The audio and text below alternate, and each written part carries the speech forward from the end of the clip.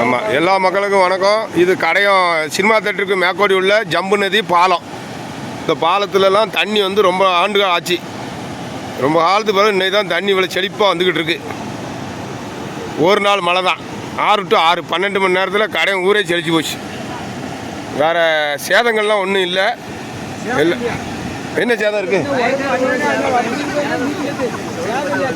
கொஞ்சம் தெற்கு கடையத்தில் உள்ள சொல்ல விவரமா சொல்லு. அதை பஞ்சாயத்து காம்பவுண்ட் இடிஞ்சு வந்து அந்த நம்ம ஆற்றை ஒட்டி இருக்க ஆற்றுக்கு கிழக்கோடியா ஈபி இரும்பு போல் சாயுத மாதிரி இருக்கு. ஈபி இரும்பு போல்லாம் போயிட்டு அந்த தெற்கு கடையம் பஞ்சாயத்து கிணறு ஒன்று இருந்ததுல காம்பவுண்டோட, அது போயிட்டு காம்பவுண்ட்லாம் விழுந்துட்டு காம்பவுண்ட்லாம் போயிட்டு கிணறுமே முங்கிட்டு. கிணத்த காங்கல வடிவேலு சொன்ன கதை தான் அண்ணா இருக்கலாம். அங்கே போதா ஒரு கட்டவன இங்கே வா. தெற்கு காம்பவுண்டு கம்ப்ளீட் காலி.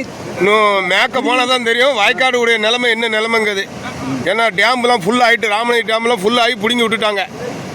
இப்போது நாங்கள் ஆற்றுக்கு மேக்க போய் பார்த்தார் தான் மேற்கொள்ள வாய்க்காடு உடைய நிலைமை என்னன்னு தெரியும். அதனால் கவர்மெண்ட்டு நல்ல முடிவு எடுங்க. வாய்க்காடுக்காரங்களுக்கு விவசாயத்தை பாதிக்கக்கூடாது, நல்லபடியாக பாருங்கள். இதான் விவசாயி வயலில் வந்து தண்ணியை நிற்க இங்கே இருந்து பார்க்காரு. இந்த விவசாயி என்ன பார்க்காருன்னு எனக்கும் தெரியல. என்னையா பார்க்க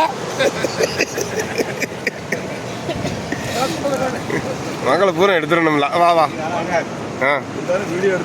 வீடியோ எடுத்து மக்களுக்கு தெரியப்படுத்தணும்னா வெளியூர் மக்களுக்கு நம்ம ஊர்ல தண்ணி வந்திருக்கு தெரியும். அது